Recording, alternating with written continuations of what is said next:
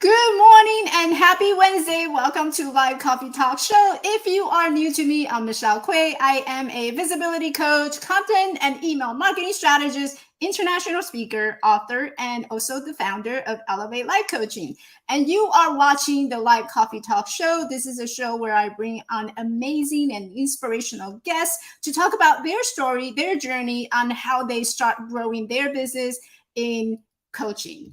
And today I am super, extremely excited and very honored to have Terry Yoffe to come and join me. Terry is a woman with both experience and knowledge. Terry has an extensive experiences in coaching for the last 19 years. I mean, when I look at my experience in coaching, I would say I'm a newborn baby compared to what Terry has. Terry has been a business coach, executive coach, and career coach, and she has been coaching, like I said, for 19 years.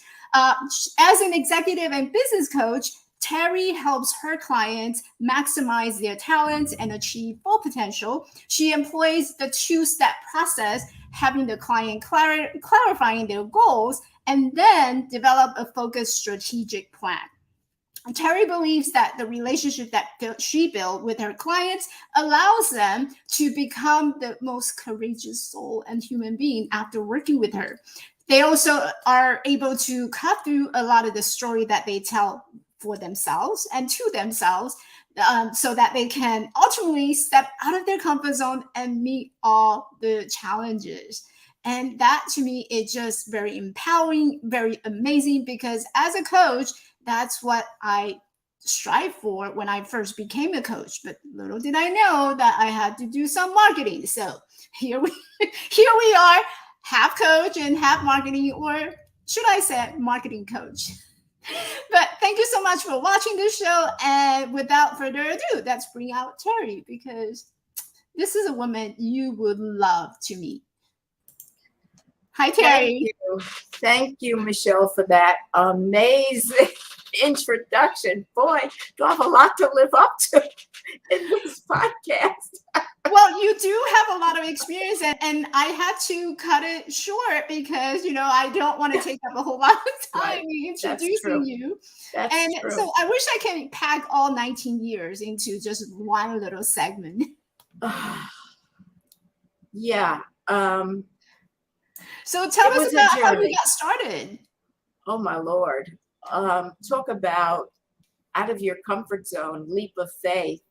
I was in the business world for many years, and I left the business world to I was in advertising sales, and I left that to become my own hired gun, so to speak, right? I was a hired gun, a rep for many magazines that were looking for somebody to help them with their advertising. Mhm. And I did that for a long time and was really successful because I built it on reputation, right? That I had developed over the years.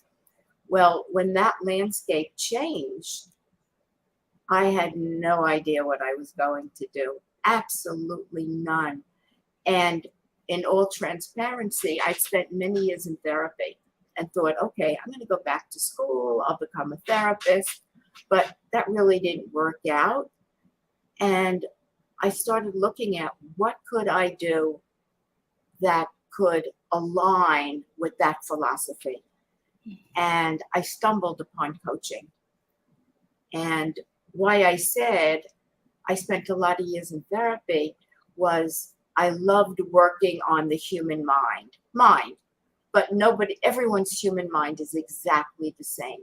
There's no difference. It's a piece of machinery that runs us most of the time. Mhm. So I stumbled upon coaching, and here I was, someone that kind of had reached a high level in my business career. I literally had to start in the basement because I had to go back to school, had to go through coaching school, get a certificate, and then I was still working. And then I decided to go for my certification to become a certified coach. So it was a long road to building my way back up because nobody knew me as a coach. Mhm. So building websites and finding clients was not an easy path. So talk about being out of a comfort zone. That surely was. Yeah. How old were you when you decided this is a new direction that you will want to go? Older, let's put it that way. I was not a child at that Yeah. point. I wasn't 20. Yeah. So I had, as I said, I had a long career. So somewhere early, middle age, early, I shifted gears. Um, and one of the things that I really stumbled into was joining the ICF, the International Coach Federation, the New York chapter board. Mhm. And I went from being the secretary to eventually being the president. Mhm.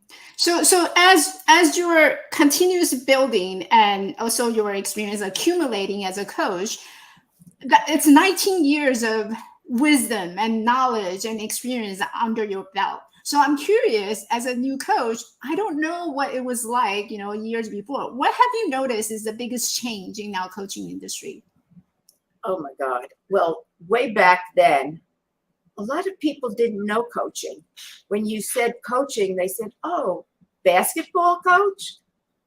Like I look like a basketball coach. Football coach?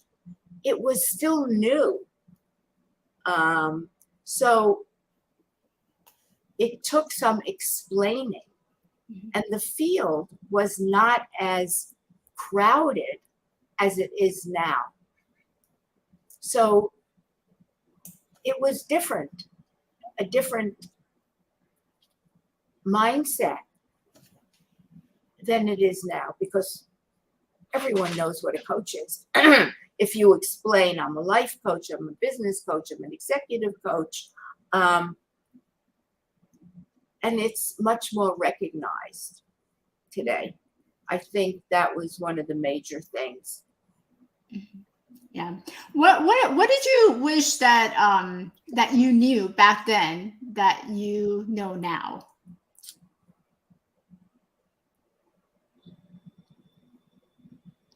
That it's a process and it takes time.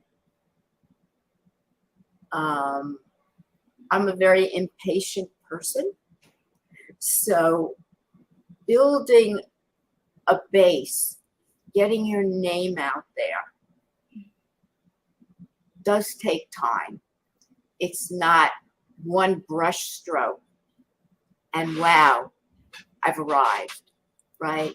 I've had several websites.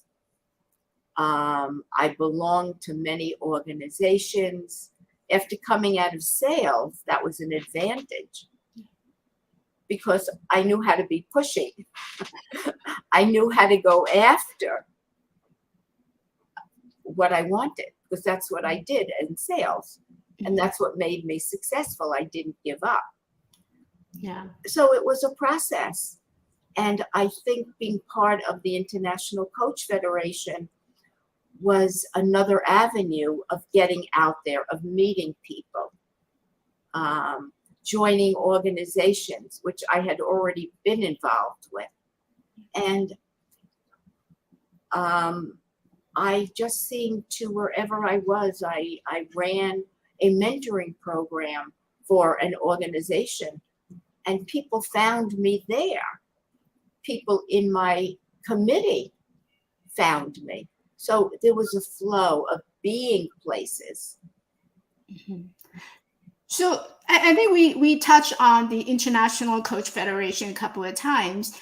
For people who are not familiar with International Coach Federation, can you tell us a little more about that and what's the benefit of joining? So when I found it, it's called the International Coach Federation. They were still young, right? And it's an organization that sets the standards for the coaching community. actually, I just started podcasting this year, talk about out of your comfort zone and the leap of faith. And my first interview is with Magda Mook. She's the CEO of the International Coach Federation.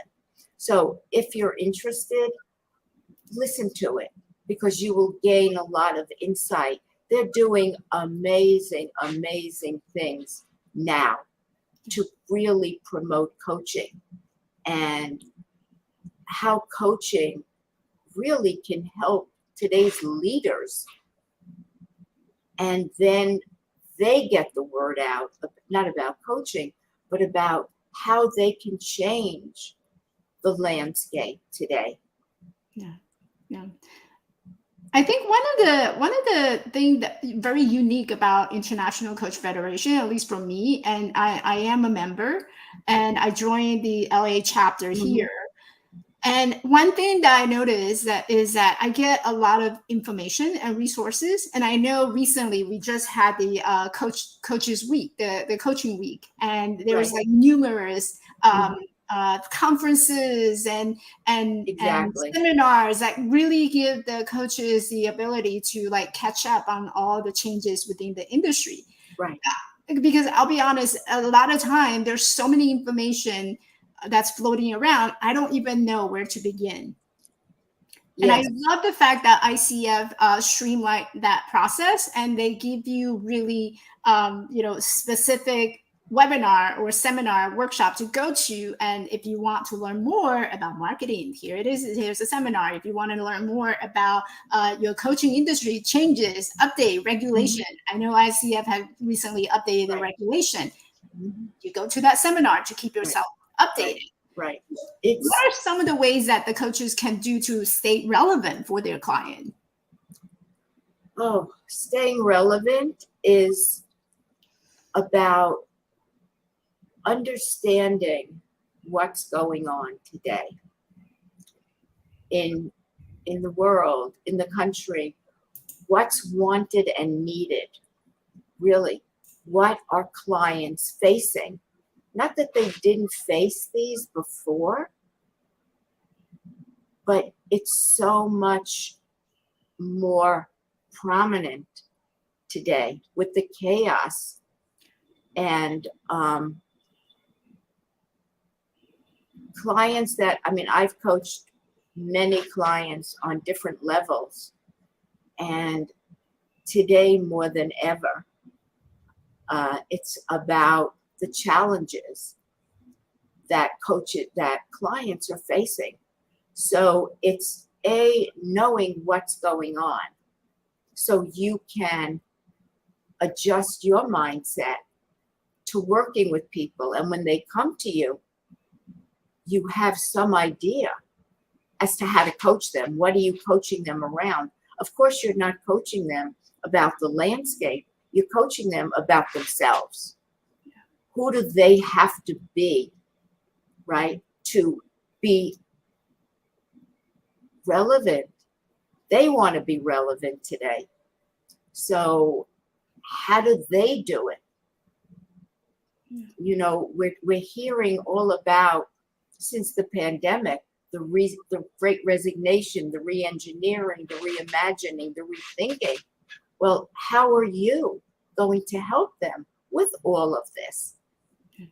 So it's, I think, being relevant. It's knowing what's the landscape is what's happening. And for me, I think it's always been about how much do I know myself, right? If I know every corner of my inner being, then I can coach around it. However, if there's a part of me that I haven't been willing to see or look at, you can better believe that when a client comes with that, and if you haven't addressed it, you will not be able to coach them around it. Mm-hmm. Yeah. Because you haven't looked at it yourself. Yeah, that's very interesting because there's a saying that goes, when you're coaching someone, you're really getting them to see within themselves. It's like putting a mirror in front of them. So what they see is not the other person. It's actually a reflection of who they are. Exactly. Yeah. Exactly. And, And and I being, love, go ahead. I'm sorry, and being brave and being courageous and being willing to challenge your client by holding that mirror up as long as it takes for them to look in it and say, okay. Yeah. Yeah. I think what's interesting for me is that a lot of women coaches that I work with, when they came to me, they're struggling with how do I get the message out? And what you said about the great resignation, the bigger landscape of what's happening in this world, that could be a potential conversation starter. And I don't believe a lot of coaches realize that that's a point where you can actually introduce what is it that you do to a lot of your clients. Like great resignation, for example, that's a great starting point to really understand what's going on in the overall landscape of our corporation, companies, what's going on within that industry. So what are your take on that? Again, I think so if you're looking for clients, I think this is what you're saying. How do you talk to them in a way that elicits a space for you to walk into and to hear what might be their challenges? I think that's what you're asking. Yes. And, without hard selling, give them a little feedback. Oh, this is so interesting. And a tidbit. You want to bait them a little bit so that they say, oh, okay, let me have a conversation with this person. As I said, I think and this is where being courageous and being brave comes up, that you've really got to be willing to be out there 150% with people. Terry, what's your definition of bravery? Anything that's uncomfortable. Anything As I mentioned, I started a podcast this year, right? Mm-hmm. I had no idea the amount of work that it was going to take. However, it's being willing to step out. And for me, what value was I going to bring? And it's about value. Somebody has to see a value in saying, I want to hire that person. But for me, it's about whatever happens, being willing.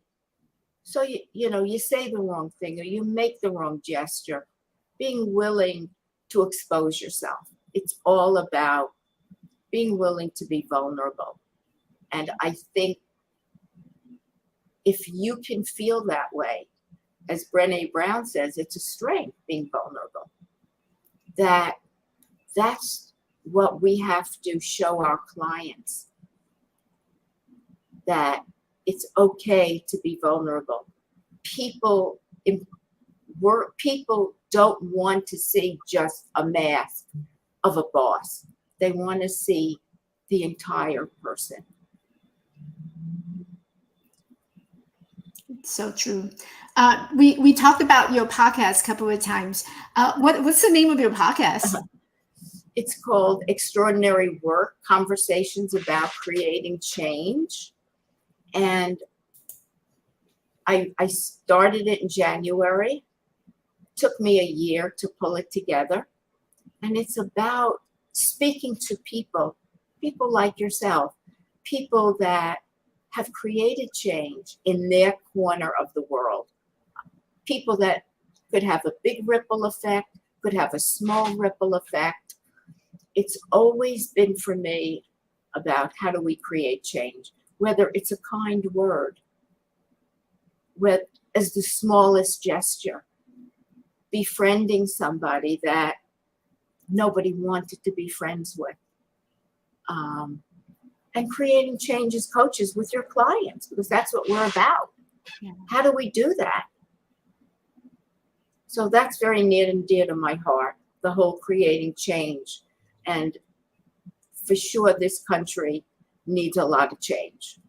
To say the least. To say the least. And whom else but voices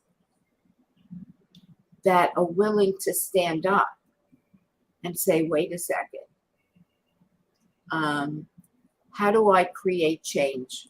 If you're not going to change the world, it's what you are comfortable and what you can do to create change. Mhm. Yeah.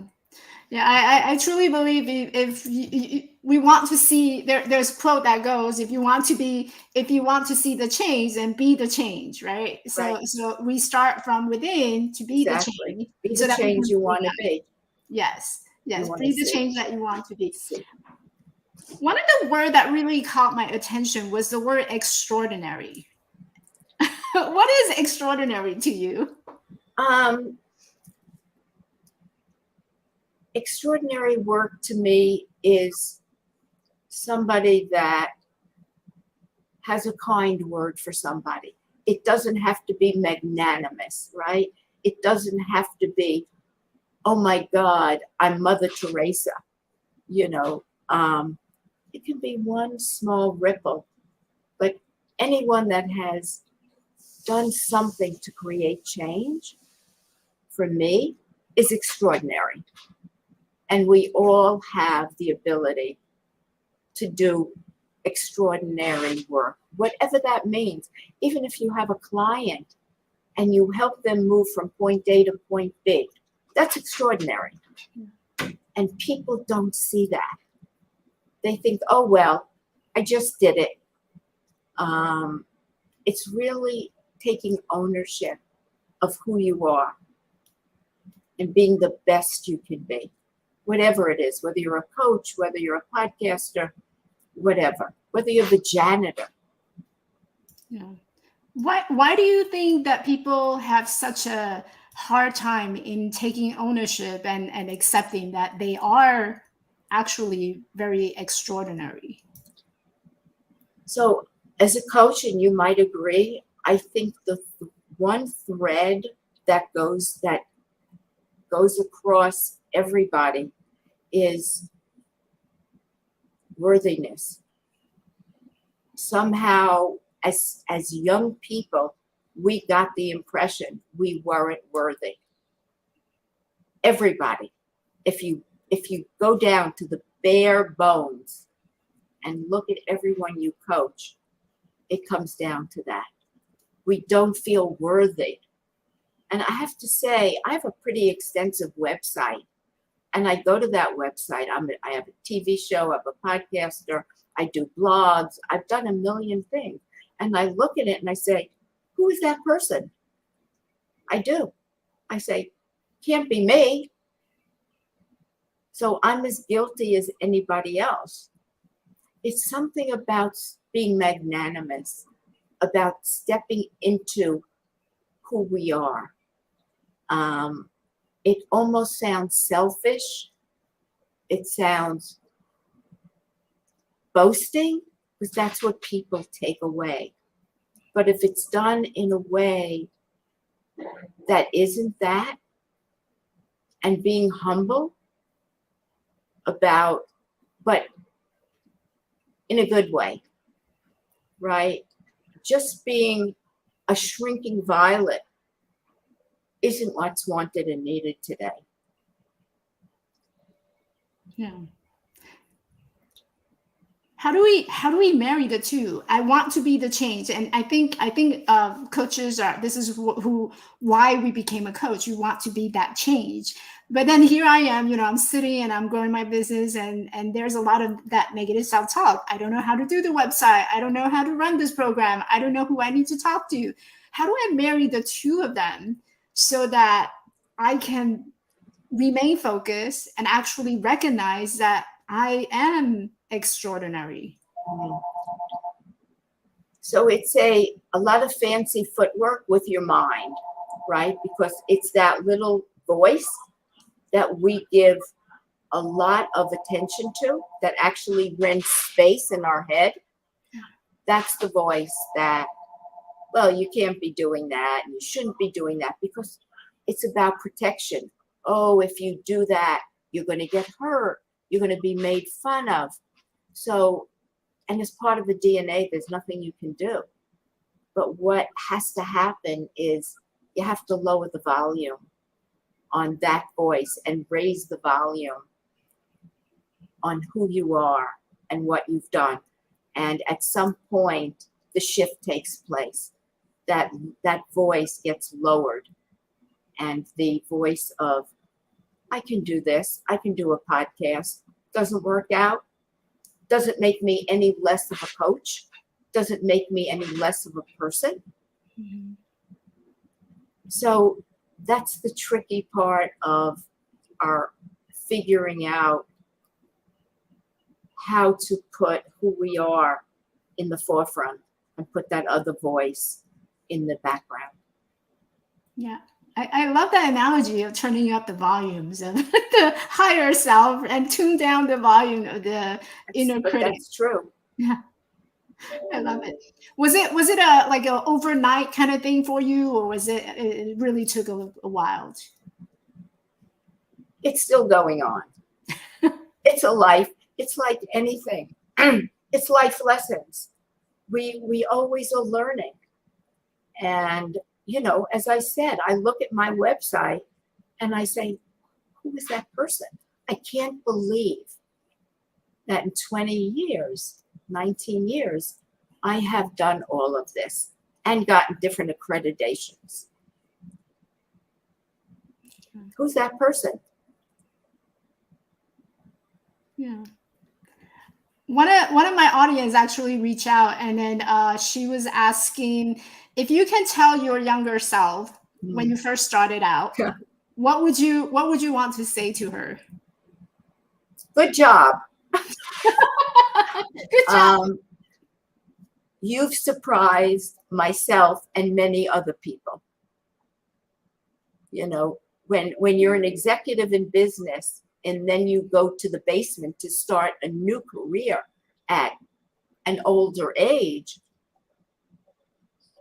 you have to give yourself credit just for showing up and reinventing yourself. It's all about, I love to reinvent myself. I love to be somebody different. My husband scanned, and this is very quick, pictures from years ago. And he said, my God, I've never seen you in the same outfit twice. So it's that. It's being courageous enough to keep changing how we think, how we move forward. When we do that, we automatically have a different mindset. So it's just keeping going. Yeah. You're making me very teary because I can imagine, because a lot of our, people think that success just come overnight. It's like, you open up a package and it's there. But people don't realize that you have to work from the basement and you have to start from ground zero, basically, coming up from up high there, going down to the basement. That's a big change. That's huge. And people don't see that. They all see, oh, you have this 19 years of experience, you've been on the ICF board, of course, you have network, but you started at zero. It's so not true, because I was successful. I have a lot of tools, right? Experience. I didn't lose them, but starting down in the basement, well, you can imagine my ego, the bruising that it took to start there and work my way back up. But it wasn't starting without the tools that I had accumulated over the years. I wasn't starting with a bag of nothing. So no matter what you have, being willing to take one step at a time. There's no such thing as failure. There's only feedback. Right? Yes, I love that. And honestly, I look back and I think, how did I do it? how did I have the energy and the wherewithal to start and build and, have my CPCC accreditation, my PCC accreditation, my several others. And I did it because I chose to. I love the fact that you're making a choice, and I love the word choice. That's exactly right. It's all about choice and consequences. What are you willing to choose at any given moment? Yeah. I do want to respect your time, and I would love to wrap up. But before I let you go, do you have any last word of wisdoms that I have a quote, if you should ask, that I brought. It's so perfect. And it's by Conrad Hilton, the hotelier. Success seems to be connected with action. Successful people keep moving. They make mistakes, but they don't quit. Making mistakes is part of the learning and feedback as you look to the future and not the past. Such a beautiful quote to be successful. And success comes from years of experience and learning lessons that you pick up along the way. Very true. What does that quote mean to you, Terry? Pardon? What does that quote mean to you?